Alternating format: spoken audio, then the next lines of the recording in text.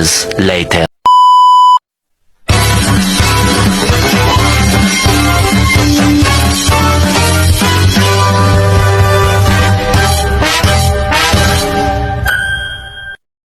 Assalamualaikum warahmatullahi wabarakatuh.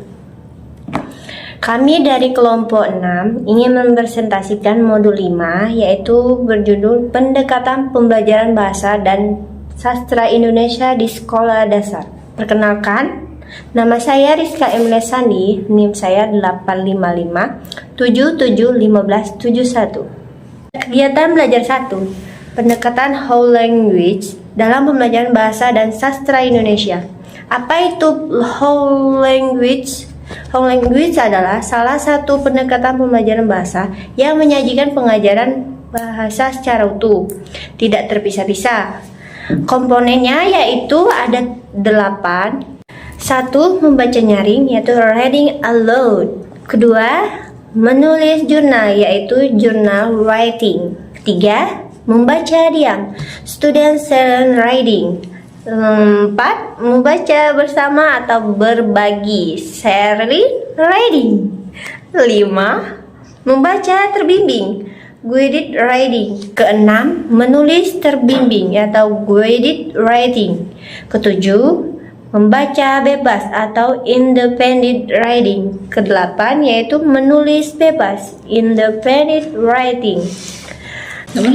Di sini saya mempunyai satu contoh, yaitu contoh membaca nyaring ya. Di sini contohnya yaitu pada suatu hari di sebuah desa yang tenang hiduplah seekor kelinci bernama Lili.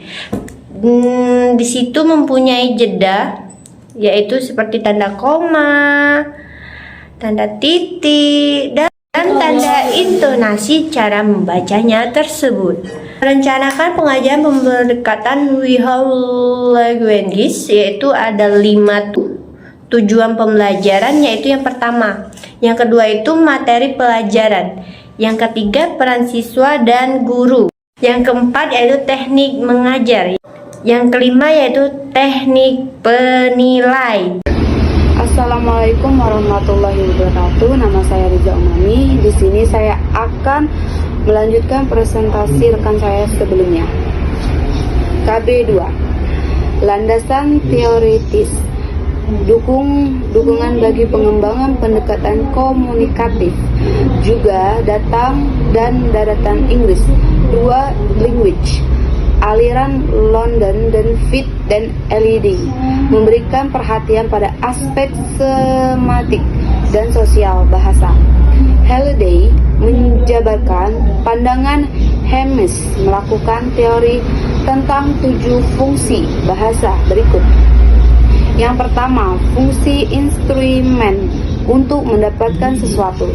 2. Fungsi aturan untuk mengendalikan tingkah laku individu lain. Yang ketiga, interaksi untuk menciptakan hubungan antara individu.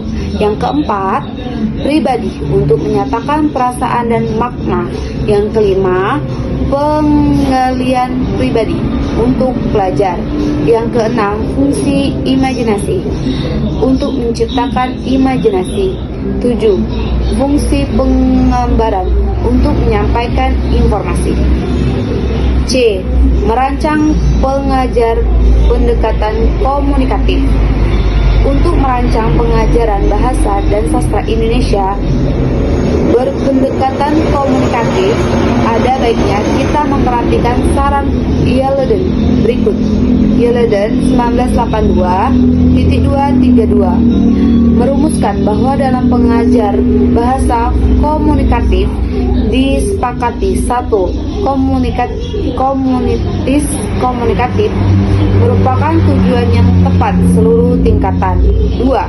Isi yang dikomunikasikan merupakan masalah utama yang harus direncanakan, bukan bentuk-bentuk bahasa.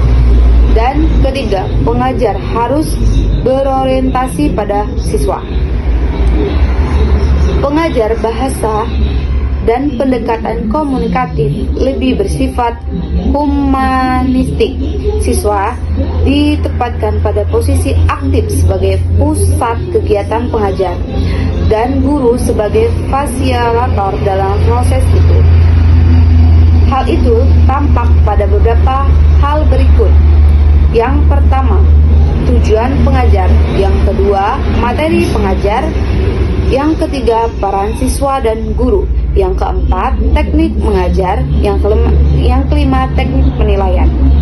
Assalamualaikum warahmatullahi wabarakatuh. Perkenalkan, nama saya Sela Anjeli dari kelompok 6. Akan membacakan presentasi modul 5, KB2 dan 3 bagian C, A, dan B. Baiklah, di sini saya akan melanjutkan presentasi yang dibacakan oleh rekan saya sebelumnya, KB2 dan 3 bagian C, A, dan B. KB2 bagian C, merancang pengajaran berpendidikan komunikatif.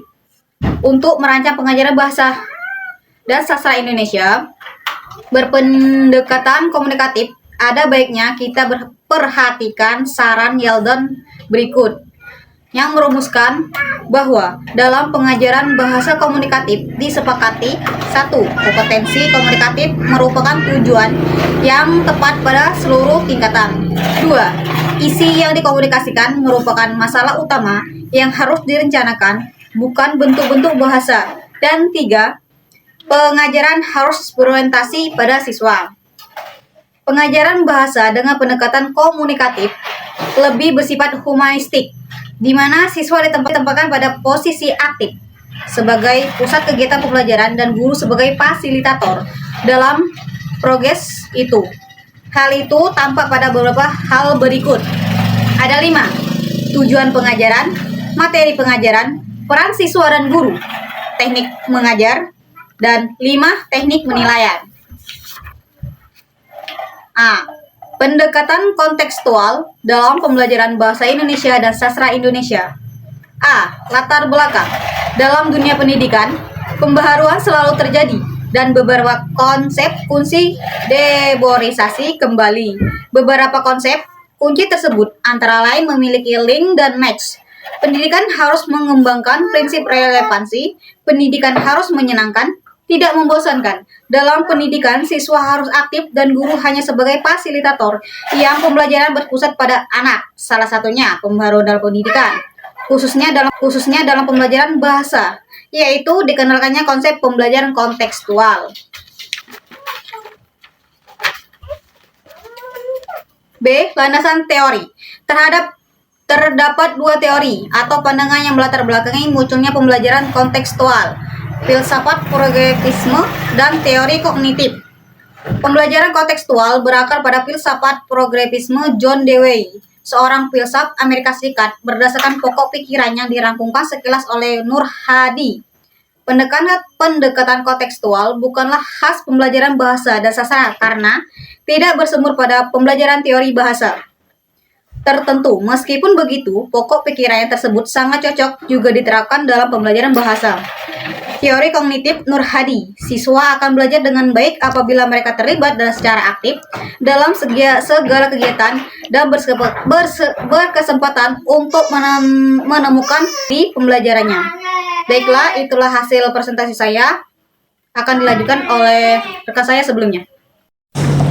Assalamualaikum warahmatullahi wabarakatuh. Perkenalkan, nama saya Putri Maharani dengan NIM 855786492. Saya akan melanjutkan materi dari teman saya KB3 bagian C. C.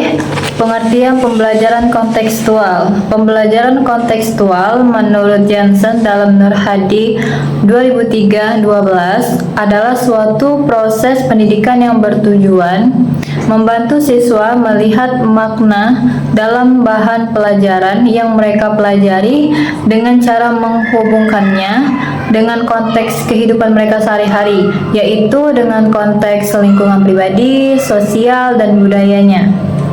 D. Komponen pendekatan kontekstual. Terdapat 7 komponen dalam pendekatan kontekstual, yaitu aktivisme, bertanya, inquiry, masyarakat dalam belajar, permodelan, refleksi, 7 asesmen autentik. Merancang kelas bahasa dan sastra dengan pendekatan kontekstual. Terdapat 11 kata kunci dalam pembelajaran kontekstual sebagai berikut, yaitu kerjasama, saling menunjang, gembira, belajar dengan bergairah, pembelajaran terintegrasi, menggunakan berbagai sumber, siswa aktif, suasana belajar menyenangkan, tidak membosankan, sharing, berbagi dengan teman, siswa kritis, guru kreatif. Dari kata kunci di atas, pembelajaran kontekstual bersinggungan dengan konsep-konsep dalam pembelajaran pembelajaran gotong royong, pembelajaran komunikatif CBSA, manajemen berbasis sekolah, pembelajaran berbasis proses, pendidikan diperluas, pengajaran berbasis masalah, pengajaran berbasis inquiry, pengajaran autentik, pengajaran berbasis proyek, pembelajaran berbasis kerja, pengajaran berbasis jasa layanan, dan sebagainya. Sekian materi kami dari kelompok 6. Dan modul 5, Jika ada salah kata kekurangan, kami mohon maaf. kami akhiri. Wassalamualaikum warahmatullahi wabarakatuh. Bye.